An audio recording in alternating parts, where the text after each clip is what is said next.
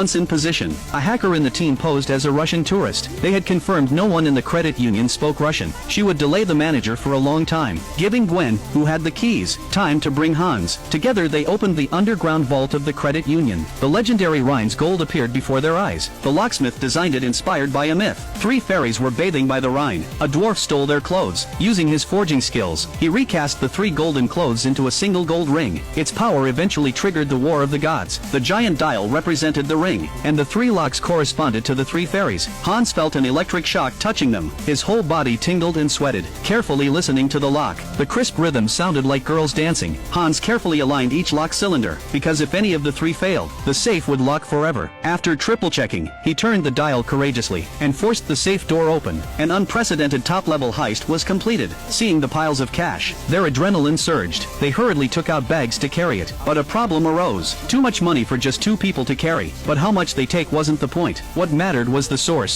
The money had special value. It determined who would become legendary. Hans immediately understood. As they were taking it, Brad distracted the manager at the front desk, while Gwen escorted Hans back to the restroom. Hans just had to walk out calmly. Gwen, of course, remained inconspicuous, coming out of the original safe.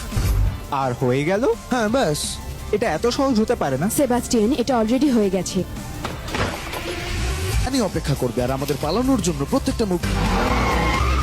Hans was shaken. He couldn't believe he pulled it off. By the time police noticed them, Hans and the crew had disappeared, and compared to worrying about a bank theft, the massive zombie outbreak was more urgent. He quickly dismissed his team's objections, and told them to watch the legendary old man, because his work created 3 epic safes in the world. Now the first was opened. Did that mean the other 2 safes would also be targeted by criminals? He immediately focused on Gwen and Brad's photos. Records showed they committed 5 bank heists in 4 years, and timed them during a zombie outbreak, predicting authorities would be distracted. If police could prepare before their next move, they could capture them all. That night, the crew pressed their advantage, planning the second heist. This time they went to Bugra. The bank was obviously bigger, meaning higher security, and more difficult operations. Even so, retreat was impossible. On the other side, police had deployed, believing the thieves would strike today, because the second safe would be moved the next day.